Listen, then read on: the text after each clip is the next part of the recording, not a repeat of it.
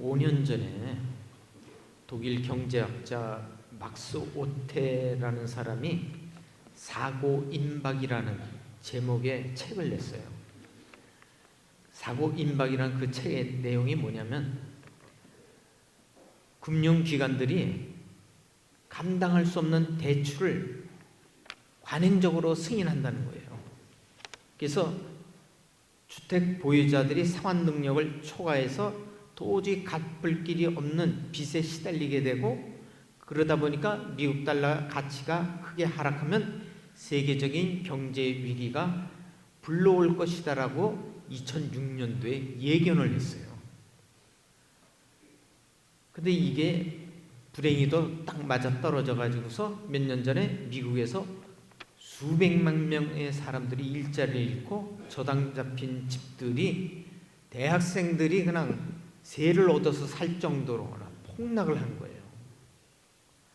이런 국가 채무는 천문학적으로 증가해 가지고서 100년이 넘는 리먼 브러더스 같은 금융회사가 몰락을 해요. 그리고 스위스의 UBS라는 회사가 작년에 망해버렸어요. 그리고 다른 금융권들도 파산하면서 유럽 국가들이 부도를 맞게 된 거예요, 이게. 근데 이거는 어느 날 갑자기 온 것이 아니라 6년 전에, 벌써 5, 6년 전에 어느 경제학자가 보니까 싹시 노랬던 거예요. 그러면 이런 불황 속에서 가난한 사람들의 문제로 끝나는 것이 아니라 중산층들도 경제적인 어려움에 봉착한다는 거예요. 앞으로 좋은 시대가 오기는 좀 기다려야 될 것 같아요. 이제는 공과금도 오를 것이고 아이들 교육비, 집세, 식료품비, 통신비 다 오를 거예요. 언제 전기료도 아마 우리나라가 제일 싸대니까 언젠가는 올릴 거예요. 더. 그런데 이런 나쁜 소식에도 희망이 있다는 거예요. 희망이. 대림식인 희망이니까. 이 고난의 시기에 가만히 되새겨보면 사람들이 생각하고 살아가는 방식을 바꾼다는 거예요. 이 얘기는 예를 들면 성당을 함께 나가는 부부와 성당을 다니지 않는 부부, 이 사람들이 누가 경제적인 스트레스를 많이 받겠어요? 그래도 성당 다니는 사람이 스트레스를 좀 덜 받는데요. 맨날 신부님이 좋은 얘기만 해주니까, 응? 희망적이고. 그리고 불황이 닥쳤을 때 결혼 생활에 한결 더 충실하대요. 신앙을 가지면. 그러면서 여러분들 왜 희망이 있냐? 저는 외상으로 막 사다 드리고 빚지던 시절을 뒤로 하고 비용 절감을 위해서 가정 안에서도 알뜰하게 살아간다는 거예요.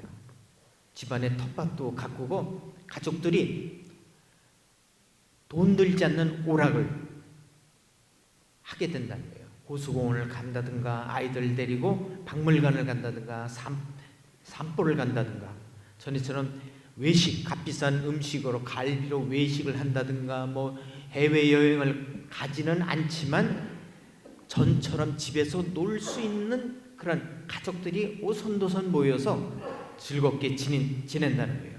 그래서 전보다는 가족 간의 결속력이 한층 강해진다는 거예요.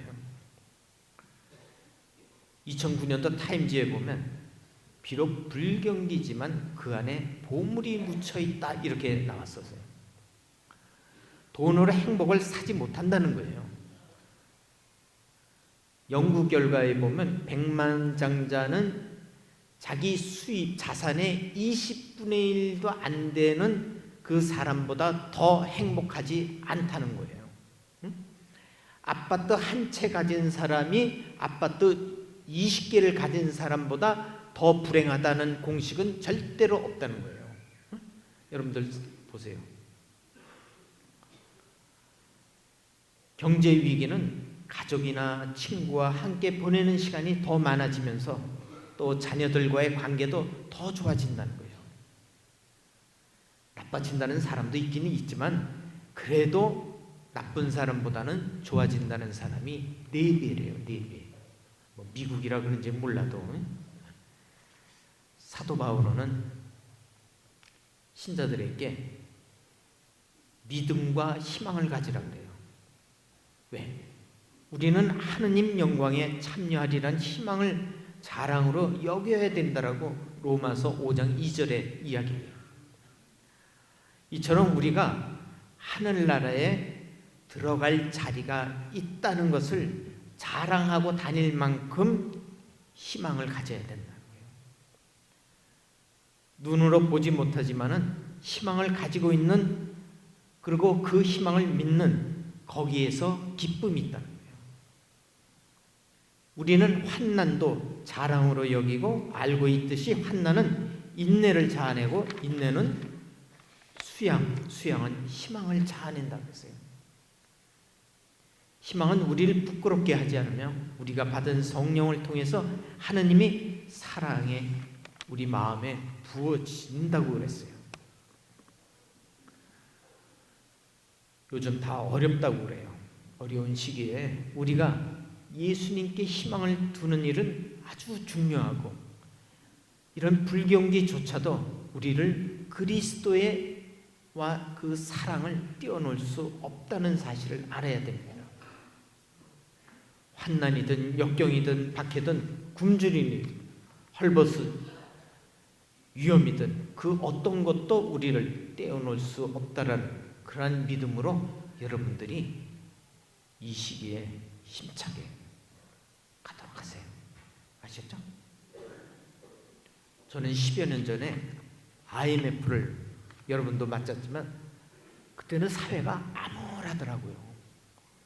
그래서 서울교구에서 교구 납부금도 탕감을 막 해줬어요. 근데 교무금과 헌금은 줄었냐? 천만에 맞았어요. 더 늘었어요. 왜? 천주교는 무조건 1,000원만 내기 때문에 IMF 때 신자들이 더 온 거예요. 더 온 거야.